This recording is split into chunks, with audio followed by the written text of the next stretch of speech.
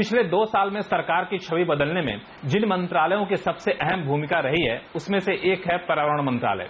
इस मंत्रालय की जिम्मेदारी है श्री प्रकाश जावड़ेकर जी पर, जो इस वक्त हमारे साथ हैं। सर, आपका स्वागत है CNBC आवाज में। जी बहुत। आपके मंत्रालय कामकाज को मैंने देखा, मुझे लगा सबसे बड़ी उपलब्धि तो यही है कि पहले प्रोजेक्ट की मंजूरी में जहां 600 दिन तक लगा करते थे उसको घटा के आपने 190 दिन कर दिया। तो मेरे जहन में सवाल उठा, क्या ऐसा है कि पर्यावरण के जुड़े हुए नियम कायदे कानून को आपने दरकिनार कर दिया? नहीं, बिल्कुल नहीं। दूसरा तरकीब निकाला? भाई साहब, सच्चाई ये है कि पर्यावरण के नियम सख्त किए, लेकिन प्रक्रियाएं पारदर्शी की और विकेंद्रीकरण किया, नीतिगत फैसले किए और स्टैंडर्डाइजेशन, मानकीकरण किया, प्रमाणीकरण किया। उसके कारण ये देरी में कमी आई है। पहले तो ऑनलाइन प्रक्रिया शुरू की, तो अब एप्लीकेशन जो करता है उसको ऑफिस खेल बंद हो गया। वो सीधा एप्लीकेशन करता है तो उसको समझता है कि उसकी फाइल कहाँ रुकी है और हमें भी ऊपर से समझता है कि कहाँ पेंडेंसी है। तो हम तुरंत उनको पूछते हैं क्यों पेंडिंग है, जल्दी चलो। निर्णय नियम से होने, शर्तें ज्यादा कठिन लगानी, लेकिन पर्यावरण के साथ कोई समझौता नहीं। बिल्कुल नहीं, लेकिन देरी नहीं, और केवल इससे कारण देरी। दूसरा, इसकी कमिटियां होती थी, वो लिमिटेड 4-6 कमिटियां थी। मैंने उसका विस्तार किया, ज्यादा कमिटियां तैयार की ताकि पेंडेंसी वहां की कम हो गई।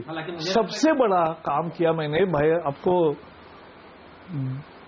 विकेंद्रीकरण जो किया, तो हमारे 6 रीजनल ऑफिसेस थे, हमने 10 किए। हर रीजनल ऑफिस को 3 राज्य दिए। अब 3 राज्य के जो भी 40 हेक्टेयर के नीचे के प्रोजेक्ट होंगे वो वही फैसला होने लगा। जब ये मैं निर्णय कर रहा था, एक बहुत सीनियर अधिकारी हमारे यहाँ के बोले, सर आप क्या कर रहे हैं, 90% फाइल हमारे पास आएगी नहीं, फाइल आएगी नहीं, ऐसा बता रहे थे। फाइल नहीं आएगी। मैंने कहा मुझे फाइल नहीं चाहिए, काम चाहिए। और इसलिए विकेंद्रीकरण हुआ, स्टैंडर्डाइजेशन। हमारे यहाँ एक टर्म्स ऑफ रेफरेंस होता है, उसके लिए 13 महीने लगते थे। अब हमने स्टैंडर्डाइजेशन किया तो 1 महीने में काम हो रहा है। तो हमने केवल देरी को खत्म किया, प्रक्रिया को हमने छोटे की, पारदर्शी की। लेकिन 190 दिन भी जो अंतर्राष्ट्रीय मानक है वो मैं 100 दिन में लाऊंगा। कब तक? 1 साल में। 1 साल और लगेगा? 1 साल लगेगा, क्योंकि प्रक्रिया देखो, राज्यों में अभी भी पेंडेंसी जो होती है उसका इलाज मैं कर रहा हूं। हर राज्य को विश्वास में लेकर उनको भी ऑनलाइन लाकर सब प्रक्रिया शुरू की है। उनकी कैपेसिटी भी बिल्ड करेंगे और नियमों में सुधार करेंगे, तो उससे 1 साल में और होगा, 100 दिन में। हालांकि इस पूरी प्रक्रिया में एक आरोप आपके ऊपर जो लगता है वो ये कि आप एनवायरमेंट फ्रेंडली कम है, बिजनेस फ्रेंडली ज्यादा हो गए। उल्टा है, मैंने जंगल बढ़ा है, प्रदूषण में बहुत बेटर मॉनिटरिंग है। मैंने जो SMS दिखाए कि मुझे पल पल की प्रदूषण की खबर आती है, और साथ ही साथ हमने मैंग्रोव्स भी बढ़े हैं, जो बोलते हैं। पेरिस में हमने विकसनशील देश और भारत के हितों की रक्षा की है। तो ये सब काम जो हमने किए, हमारा मैंडेट, मैं मानता हूं कि जल, वायु, अग्नि, पृथ्वी और आकाश, इन 5 तत्वों की रक्षा करना और संतुलन बनाए रखना, वो हम कर रहे हैं। हालांकि इस आरोप में मुझे दम इस वजह से दिखने लगा क्योंकि इसके पक्ष में एक दलील ये दी जा रही थी कि पिछली सरकार ने नो गो और गो के जो नियम लाए थे उसकी जगह आपने एक दूसरा कानून बनाने का प्रस्ताव रखा, लेकिन 2 साल बीत गए, अभी तक वो कानून नहीं आया। लोग ये कह रहे हैं इस वजह से कानून नहीं ला रहे हैं ताकि इंडस्ट्री को इससे नुकसान होगा। नहीं, मैं बता रहा हूं, गो नो गो केवल कोल माइनिंग के लिए किया था उन्होंने, तो हमने कोल माइन लगभग न के बराबर दी है, हमने दिए ही नहीं। हमने कौन से कोल माइन दिए भाई, जो इन्होंने बांटे ही थे, जिसको परमिशन जयराम रमेश जी और जयंती जी ने दी थी, उन्हीं को सुप्रीम कोर्ट ने कैंसिल किया, घोटाला हुआ। और इसलिए जो अब पारदर्शी तरीके से नीलामी हुई कोल मंत्रालय द्वारा, उसमें जो नए मालिक आए तो इनका नाम उनके नाम पर बदल दिया। इतना ही बदलाव मुख्यतः हमने किया है, नए खदान देकर कोई जंगल का विनाश नहीं किया। हालांकि इस पूरे कार्यकाल के दौरान आपने करीब 920 प्रोजेक्ट को मंजूरी दी, लेकिन मुझे लगता है कि रोड ट्रांसपोर्ट के साथ थोड़ी सी आपने नाइंसाफी कर दी, क्योंकि जो डेटा मेरे पास आए हैं, जनवरी 2015 से अप्रैल 2016 तक कुल 598 प्रस्ताव आए थे, इसमें से सिर्फ आप 6% प्रोजेक्ट को मंजूरी दी रोड ट्रांसपोर्ट। नहीं, मैं आपको बताता हूँ। हाँ। अभी 3 प्रकार है। एक भी सड़क का प्रोजेक्ट जो पूरा होकर हमारे पास आया है उसका एक भी पेंडिंग नहीं। नितिन गडकरी जी आपको गवाही देंगे, NHAI का एक भी प्रोजेक्ट जो पूरा होकर हमारे पास आया है वो अब पेंडिंग नहीं है। एक दूसरा, जो जंगल से गुजरने वाली सड़क, rail, transmission line, pipeline, irrigation canal, drinking water canal, जिसे लीनियर प्रोजेक्ट कहते हैं, वो तो बिल्कुल ही हमने खत्म कर दिया, क्योंकि उसका अधिकार विकेंद्रीकरण करके वहां रीजनल ऑफिस को दे दिया, जनरल अप्रूवल दे दिया। तो कितना भी बड़ा प्रोजेक्ट हो वही होता है तय। तो हमारे यहाँ वो प्रक्रिया ही नहीं है। हालांकि आपने पिछले सवाल के जवाब में एक बड़ी अच्छी बात है कि हमने इंडस्ट्री को सहायता करी, भले प्रोजेक्ट को मंजूरी दी, लेकिन जंगल भी बढ़े हैं, जंगल के क्षेत्र बढ़े हैं। लेकिन पार्लियामेंट की एक कमेटी की रिपोर्ट कहती है कि प्रदूषण, चाहे वायु प्रदूषण हो, चाहे ध्वनि प्रदूषण हो, इन सबको रोकने में आपका मंत्रालय बिल्कुल नाकाम साबित हुआ। पहले तो वायु प्रदूषण की समस्या मोदी सरकार आने से शुरुआत नहीं हुई है। दिल्ली की हवा 10 साल से बहुत बिगड़ी है। एक है कि 8 साल मीडिया का और कोर्ट का ध्यान नहीं गया, अब गया है, मैं स्वागत करता हूं। लेकिन हमने क्या किया, हमने दिल्ली के आसपास 5 राज्यों के काम का वहां परिणाम होता है प्रदूषण पर। तो हरियाणा, पंजाब, राजस्थान, उत्तर प्रदेश और दिल्ली, 5 मंत्रियों की बैठकें 5 बार हुई। अधिकारी भी आए, पहले 3 महीने का कार्यक्रम बना, फिर 1 साल का बना, फिर 3 साल का बना। हर एक एजेंसी को इन्वॉल्व किया, कुछ न कुछ काम हो रहा है।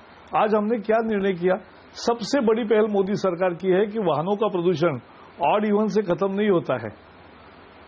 वाहनों का प्रदूषण फ्यूल क्वालिटी बदलने से, अच्छी करने से होता है। तो फ्यूल क्वालिटी अच्छी करने के लिए, पेट्रोल डीजल शुद्ध करने के लिए, अंतर्राष्ट्रीय मानक का करने के लिए 60,000 करोड़ के निवेश से, जो 2024 में करने का कांग्रेस ने लक्ष्य रखा था, हम अभी 2020 में कर रहे हैं। 3 साल लगते हैं प्रक्रिया को, लेकिन वो अब सारे नए यंत्र आ रहे हैं, प्रक्रिया सुधर रही है और ये 1 अप्रैल 2020 से मिलेगा। ये पूरे देश भर में मिलेगा। ये स्थायी उपाय है, उससे वाहनों का प्रदूषण 90% कम होगा। वाहनों के प्रदूषण पर जब बात चली तो मेरे जहन में एक सवाल उठा कि पिछले दिनों कोर्ट के फैसले से ही डीजल गाड़ियां जो है 2000 सीसी से ऊपर की, उस पर पाबंदी लगा दी गई। वो मैं बताऊं, मैंने केरल में ये सब अस्थायी उपाय है, टेम्पररी उपाय है। जो हमने निर्णय लिया है वो सही उपाय है। और हमने टैक्स भी लगाया बजट में, एसयूओ पर 4% लगाया, तो डीजल व्हीकल पर 2.5% लगाया, पेट्रोल व्हीकल पर 1% लगाया, और हमने कोयले पर भी $6 का यानी 400 रुपए का प्रति टन सेस लगाया। सबसे बड़ी बात, केवल वाहनों का प्रदूषण नहीं है, उद्योगों का प्रदूषण है। 20 उद्योग जो प्रमुख है प्रदूषण के, उनके, आप किसी भी उद्योग को पूछो, आप तो बिजनेस चैनल हो, सभी के मानक मैंने कठिन किए हैं, जिससे 20% पोल्यूशन लोड हर इंडस्ट्री का कम होगा। ऐसे मानक ऊंचे किए हैं। We have upgraded the emission norms for industries, therefore we are not making it loose, we are making it more strict regime. ये रूल को लेकर मेरा एक कंसर्न ये है सर कि रूल्स हमारे पास हैं, आपने रूल्स बनाए भी है, अच्छे रूल्स हैं, लेकिन ये सही तरीके से अमल में आए, ये सुनिश्चित करना एक बड़ी जिम्मेदारी। मैं बताता हूँ, इसके लिए जो पहले हमारे यहाँ दंड होता था वो पहले के कानून के अनुसार है, तो वो बहुत ही कम था, तो लोगों को जुर्माना भरने में कुछ लगता ही नहीं था। अब मैंने व्यवस्था बदली है, हम नया सिविल पेनल्टीज बिल ला रहे हैं, और सिविल पेनल्टीज बिल में 10,000 रुपए से 10 करोड़ रुपए तक का जुर्माना लगेगा। देखो, अमेरिका में रात में 2 बजे सिग्नल पे आदमी गाड़ी सिग्नल पे खड़ा करता है, इसलिए नहीं कि वहां सारे संत पैदा होते हैं, इसलिए कि वहां दंड भारी होता है। तो ये दंड यहां भी भारी होगा। अब हमें 3 साल हम एक दंड का काम दिखाएंगे, और सबको हम ये करेंगे कि नियम से चलोगे तो सस्ता रहेगा, नियम के खिलाफ करोगे तो महंगा पड़ेगा। वेस्ट मैनेजमेंट को लेकर ई वेस्ट एक बड़ा चैलेंज बनता जा रहा है, क्योंकि जिस तरीके से इसके नए नियम बनाए हैं, उसमें क्या नियम किए हैं, एक जो आज अनऑर्गेनाइज सारा मार्केट है वो ऑर्गेनाइज होगा। जो अनऑर्गेनाइज मार्केट में जो आज काम करते हैं उनको ये और स्किल देकर उनके रोजी रोटी का भी सवाल समाप्त होगा। जो प्रोड्यूसर है उसकी एक्सटेंडेड प्रोड्यूसर रिस्पॉन्सिबिलिटी होगी, उसको कलेक्ट करना पड़ेगा। यानी मोबाइल फोन अगर बिगड़ा तो उसको कुछ न कुछ ऑफर करके भाई 500 रुपए देंगे, 1000 रुपए देंगे, लेकिन वापस दे दो, तो वहां मोबाइल जमा होंगे, वो एक चैनल में जाएंगे, ऑफिशियल रिसाइकलिंग होगी और उसी में जाएंगे। तो क्या रूल नोटिफाई कर दिया हमने? कर दिया, और नोटिफाई कर दिया, इसलिए जस्टिफाइबल हो गया। अब जहां भी कोई, मैंने तो इश्तेहार दिए, आपने देखे होंगे सैंड माइन के इश्तेहार में मैंने पहली दफा सरकार की इश्तेहार में लिखा है कि अगर आपके आसपास कहीं भी आप इलीगल सैंड माइनिंग चल रहा दिख रहा है तो हमें इस ईमेल पे सूचित करिए। और मुझे खुशी है आज तक 20 दिन के अंदर हमें 80 ऐसे ठिकानों का पता चला है, हम उस पर कार्रवाई करेंगे। चूंकि ई वेस्ट का मामला चला, आपने फोन का भी काफी अच्छा एग्जांपल दिया, तो अब एक काफी खबरों में रहा है, सुर्खियों में, वो था एप्पल का रिफर्बिश फोन। तो पहला सवाल तुम्हारा ये है कि उस रिफर्बिश फोन को आप सेकंड हैंड फोन मानने को तैयार हैं, या फिर आपको लगता है कि नहीं टेक्निकली वो सेकंड हैंड लेकिन वाकई सेकंड हैंड नहीं है? भारत में हम किसी भी वेस्ट को जनरेट करने वाला आयात करने नहीं देंगे। नई फोन की फैक्ट्री एप्पल या कोई भी लगाए उसका स्वागत है, लेकिन वेस्ट का बारे में अपने नियम बिल्कुल साफ है, आप देखेंगे। और जैसे हमारे पास मेरी चर्चा भी हुई, प्रधानमंत्री जी को भी वो एप्पल के लोग मिले और बाकी भी मिले हैं, तो इसका नियम के अनुसार ही चलेंगे। हम ई रोल में ऐसे कंसेशन नहीं देंगे कि भारत कोई वेस्ट को डंप करने वाला ये नहीं बनाएंगे। तो सरकार ने ये फैसला ले लिया है कि एप्पल के रिफर्बिश फोन को मंजूरी नहीं देंगे? ऐसा है, हमारे पास जैसे ये आएगा, हमने ऑलरेडी एक मीटिंग हुई, उनको बताया है कि हम क्या कर सकते हैं और क्या नहीं कर सकते हैं। तो जैसे फाइनल एक बार उसका निर्णय होगा तो हम घोषित करेंगे। क्या जो आपने एक शर्त बड़ी अच्छी बताई कि आप फोन बनाते हैं, फोन बेकार हो जाता है, वापस आकर के उसको जमा कर लीजिए, कुछ ऑफर लाइए, तो क्या इस तरह के कंडीशन आपको लगता है कि वाइबल है इस एप्पल के केस में भी कि ठीक है आप रिफर्बिश फोन बेचिए, लेकिन आपका फोन खराब हो जाता है वापस? नहीं, वो भारत में देखो दो बातें अलग है। भारत में 100 करोड़ फोन है, उसका रिसाइकलिंग कोई यहाँ करेगा वो अलग चीज है, लेकिन बाहर से यूज किया हुआ खराब हुआ फोन यहाँ लाकर उसमें से 50, 60, 70% वेस्ट ही निकलेगी, तो ये अलग मायना होता है।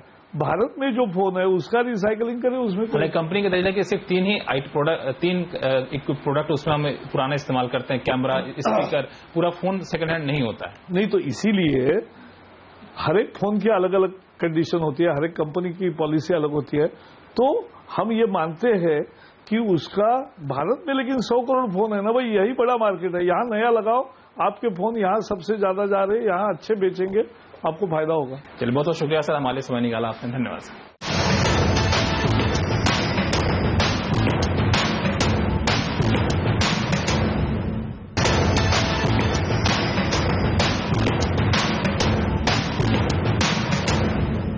खेतों में फसलों के उत्पादन से लेकर आपके किचन में बतौर फूड प्रोडक्ट पहुंचने तक का जो सफर होता है, उसमें एक मंत्रालय की भूमिका काफी अहम होती है, वो है फूड प्रोसेसिंग मिनिस्ट्री। इस मंत्रालय की जिम्मेदारी है हरसिमरत कौर बादल पर, जो इस वक्त हमारे साथ हैं।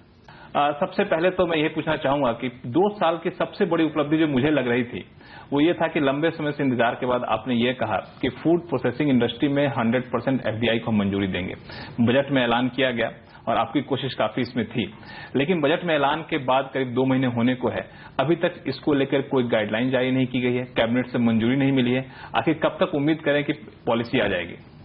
बहुत जल्द आ जाएगी, क्योंकि ये एक ऐसी पॉलिसी है जो पुश तो मैंने किया था क्योंकि मेरे सेक्टर को बहुत बेनिफिशियल होएगी, लेकिन इसकी जो गाइडलाइंस बनती है वो कॉमर्स मिनिस्ट्री को बनानी होती है।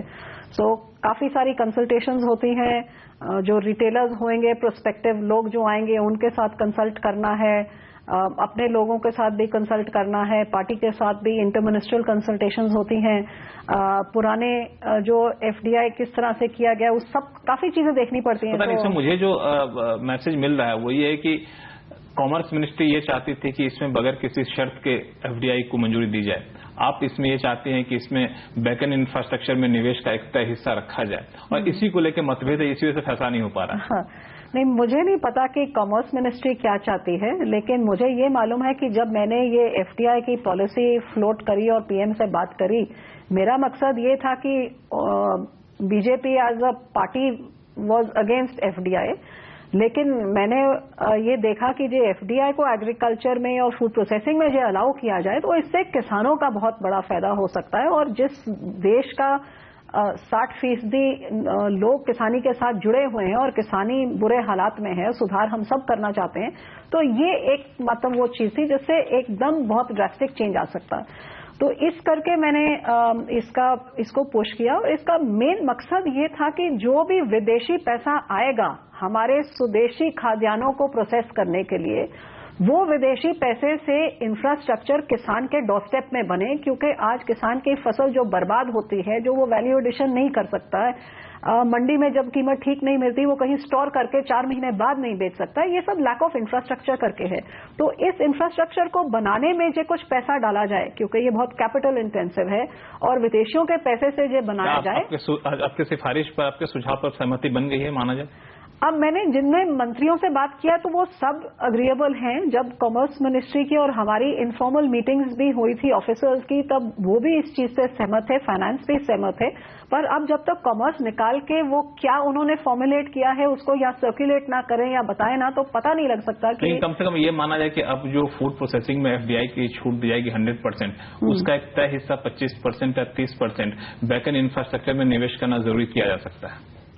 मैं उम्मीद करती हूं कि किसानों के भलाई को देखते हुए, और जैसे मैंने मल्टीनेशनल से भी जिनसे बात करी है, फॉरेन मल्टी ब्रांड रिटेल जो करना चाहते हैं उनसे भी जो बात करी है, उन सब ने कहा कि फूड रिटेल में इतना पैसा तो हमें लगाना ही पड़ता है, तो जब आप उसको मैंडेटरी भी बना देंगे तो हमें कोई दिक्कत नहीं होगी। मतलब तो सबसे बात करने के बाद मैंने इस सजेशन को दिया था, तो मैं उम्मीद करती हूं कि उसको एक्सेप्ट किया जाएगा, क्योंकि वो जरूरी है। तो कब तक फैसला, हफ्ते 10 दिन या फिर और लंबा खेल सकता है? अब जो मेरे मंत्रालय में होता तो मैंने इसको 1.5 महीना पहले ही कर देना था, मैं बिल्कुल क्लियर थी। लेकिन दूसरे मंत्रालय में क्या उनकी कंपल्शन है, क्या कुछ देखें, ये मैं नहीं बोल सकती, पर आई एम कॉन्फिडेंट कि निर्मला जी बहुत कॉम्पिटेंट है और बहुत जल्दी करेंगे और सही करेंगे। इस प्रस्ताव के पीछे बार बार आप ये बता रहे हैं किसानों को फायदा हो, किसानों को फायदा के लिए प्रधानमंत्री नरेंद्र मोदी ने एक बड़ी अच्छी बात कही थी कि जो फूड बेवरेजेस इंडस्ट्री है, जैसे कोक, पेप्सी और बनाते हैं, उसमें 5% फ्रूट जूस मिलाया जाए तो बड़ा अच्छा रहेगा।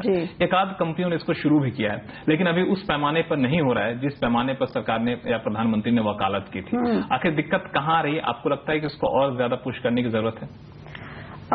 इसमें भी वही बात, क्योंकि कोई नई चीज जब बनाई जाती है या की जाती है उसकी कई डिपार्टमेंट्स में रेप्रिकॉशंस होती हैं।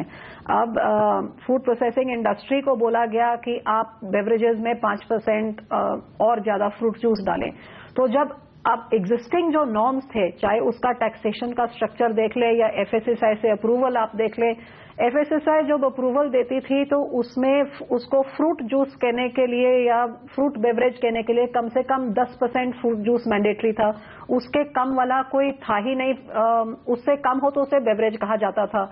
अब फूड बेवरेज की एक नई डेफिनेशन बनानी पड़ेगी, उसमें क्या परसेंटेज होना चाहिए, एफएसआई को, हेल्थ मिनिस्ट्री को अंडर जो आती है उनको करना है। फिर उसी हिसाब से जो फ्रूट जूस होता है उसकी फाइनेंस मिनिस्ट्री टैक्सेशन अलग तरीके से करती है, बेवरेज के अलग टैक्सेस होते हैं। तो अब ये जो बेवरेज भी नहीं होएगा लेकिन जूस भी नहीं होएगा, क्योंकि 10% फ्रूट जूस ही सिर्फ 5% है, तो उसका टैक्स स्ट्रक्चर क्या होगा? अब बेवरेज कंपनी कुछ और कह रही तो फाइनेंस को अपना, तो ये थोड़ा इन चीजों में कॉम्प्लिकेटेड है जिसे सॉर्ट आउट किया जा रहा है। आपका क्या मानना है कि जो 10% की शर्त है उसको घटा के 5% कर दिया जाए, या फिर 5% भी जो मिक्स करते हैं उनको भी टैक्स उसी तरह से ट्रीटमेंट दिया जाए जैसे हम लोग फूड इंडस्ट्री को देते हैं? नहीं, ये नहीं हो सकता, क्योंकि फ्रूट जूस कहलाने के लिए उसमें certain amount of fruit juice जरूरी होता है। अब जब फ्रूट हो जाए तो फ्रूट जूस होता है, तो फिर फ्रूट्स में जो पेस्टिसाइड्स होते हैं वो जूस का एक इनहेरेंट हिस्सा होते हैं, बेवरेजेस में वो चीजें नहीं, तो कई चीजें टेक्निकल देखनी आपने चर्चा यहाँ पे करी एक एफएसएसआई को लेकर के, तो मेरे जहन में एक सवाल उठा। बीच में एफएसएसआई से कई सारी खबरें आ रही थी, एफएसएसआई कई सारे कदम ऐसे हो रहे थे जिससे ऐसा लग रहा था कि make in India, ease of doing business सबको उलट एफएसएसआई के काम जा रहे हैं। अब आपको लगता है कि अब चीजें वाकई काफी सही रास्ते पे आ गई हैं, दुरुस्त हो गई? जी बिल्कुल, एफएसएसआई ने पिछले कुछ महीनों में बहुत बढ़िया काम किया है। लेकिन ये भी कह रही है कि जो नूडल्स है उसके लिए हम गाइडलाइंस लागू करेंगे, फूड प्रोडक्ट लॉन्च करने के लिए आपको मंजूरी लेनी पड़ेगी, इस तरह की बातें हैं। तो इस तरह पे थोड़ा सा आपको लगता है? जब बहुत पिछले समय से एफएसआई को लेके इंडस्ट्री बहुत दुखी थी, 2-2 साल तक क्लियरेंसेज नहीं मिलते थे, नए प्रोडक्ट्स लॉन्च नहीं हो पा रहे थे, फिर लिटिगेशन में चले गया। जब लिटिगेशन में चले गया तो कोर्ट के हिदायत के बिल्कुल अप्रूवल ही बंद हो गई, जिस करके कुछ काम नहीं चला था। सो ये सारे हालातों को देखते हुए जो अब मैं समझती हूँ कि एफएसआई ने रिसेंट मंथ्स में दिसंबर में उन्होंने इंटरनेशनल स्टैंडर्ड के साथ इंडिया के तौर तरीके हार्मोनाइज करने का जो काम शुरू किया, जो मैं पुश कर रही थी कि अब जब हम ग्लोबली compete करना चाहते हैं तो जब ग्लोबली एक स्टैंडर्ड है हमें उसे अडॉप्ट करना चाहिए, ना कि हम हर एक चीज का अपना एक स्टैंडर्ड बनाए। जो इम्पॉसिबल है कि एक एक चीज को अप्रूव किया जाए। हजारें लाखों चीजें बनती हैं, तो किसको अब अप्रूवल कहां से ये बॉडी दे सकती है? तो मुझे इस बात की खुशी की एफएसआई ने इसको देखते हुए अब जो इंटरनेशनल स्टैंडर्ड्स को अडॉप्ट करके उन्होंने तकरीबन 8000 नए इंग्रेडिएंट्स, जहां हमारे पास सिर्फ 375 अप्रूव थे एफएसआई से, अब तकरीबन 8000 और इंटरनेशनल स्टैंडर्ड्स को लेकर प्रोप्राइटरी फूड के लिए सारे अप्रूव हो गए। अब उन 8000 में से आप कुछ यूज करते हैं, आपको प्रोडक्ट अप्रूवल करने की जरूरत ही नहीं। लेकिन नूडल्स के लिए गाइडलाइंस, अब ये नूडल्स में कुछ बात आई होगी कि वो क्या है क्या नहीं है, हर उनकी एक एक चीज को हम नहीं देखते हैं, तो अब वो गाइडलाइंस किस लिए बना रहे हैं, क्या कारण है, ये वो ही बता सकते हैं। चूंकि फूड प्रोसेसिंग मंत्रालय की एक बड़ी जिम्मेदारी थी मेगा फूड पार्क को लेकर, कई सारी योजनाएं यहां पर हुई, करीब 37 मेगा फूड पार्क को सैंक्शन मिल चुका था। अभी तक जहां तक मेरी जानकारी है सिर्फ और सिर्फ 8 मेगा फूड पार्क ऑपरेशनल हो पाए हैं। तो इतनी ज्यादा दिक्कतें हैं कि लोग नहीं आ रहे हैं या फिर निजी निवेश नहीं आ रहा है, क्या कहां पे चैलेंज कहां पे है? बहुत सारे चैलेंजेस होते हैं। एक फूड पार्क को पहले तो 50 एकड़ जमीन, फिर जमीन का CLU हो, बिजली हो, पानी हो, सड़क हो, ये सारी राज्य सरकारों के साथ रिलेटेड चीजें होती हैं। राज्य सरकारों में कभी इलेक्शंस, कभी सरकार एक तरफ की, कभी दूसरी तरफ की। उसके बाद फिर मंत्रालय के भी बहुत सारे कंडीशंस होती हैं। सो कई चीजों को देखते हुए थोड़ा कॉम्प्लिकेटेड जो सिस्टम था उसको हमने सिंप्लीफाई करने की बहुत सारी कोशिशें करी हैं। इसमें कोई शक नहीं कि 2008 में जब ये मेगा फूड पार्क की स्कीम लॉन्च हुई और 24 महीने का टाइम मिलता है उसको ऑपरेशनलाइज करने के लिए, तो 2008 से लेकर 2014 तक जो 42 पार्क्स में से केवल 2 ऑपरेशनलाइज हो सके, एंड बाकी बहुत से 50% से ज्यादा मैं कहूंगी कि बिल्कुल काम शुरू भी नहीं हुआ था। अभी तक उन्होंने जहां 2 साल में कंप्लीट करना था तो 6 साल में जमीन तक नहीं ली थी। तो उन सबको जो ये ऐसे ग्रांट के चक्कर में बैठे हुए, वो सब खत्म करके उनको दोबारा नए मेगा फूड पार्क्स को अलॉट करके, जिनको स्टेट्स के साथ इशू था उनकी स्टेट गवर्नमेंट्स के साथ बात करके, जिनको हमारे मंत्रालय में या सेंट्रल गवर्नमेंट के किसी और डिपार्टमेंट में इशू था उनके साथ बात, वो सब स्मूथ आउट करके अब मुझे खुशी है कि अब 37 मेगा फूड पार्क्स का कामकाज चल रहा है। कुछ उन्हें विड्रॉ कर लिया है तो वो दोबारा एलोकेट होंगे। पर तो खुशी इस बात की जो 8 साल में 2 पिछली सरकार ने ऑपरेशनलाइज कराए थे, हमने 2 साल में 8 ऑपरेशन, 6 और करके टोटल 8 ऑपरेशनलाइज करा दिए। अगले 1 साल में कितने कर पाएंगे? 4 और हो जाएंगे अगले 1 साल में, और उम्मीद है कि उससे ज्यादा करने की। पर जो 24 या 30 महीने का टाइम है तो 37 के 37 सारे हो जाएंगे। ये हमारे निशाने से हम काम कर रहे हैं। चलिए, आपने वक्त निकाला हमारे लिए, बहुत बहुत शुक्रिया हमसे बात करने के लिए। Thank you.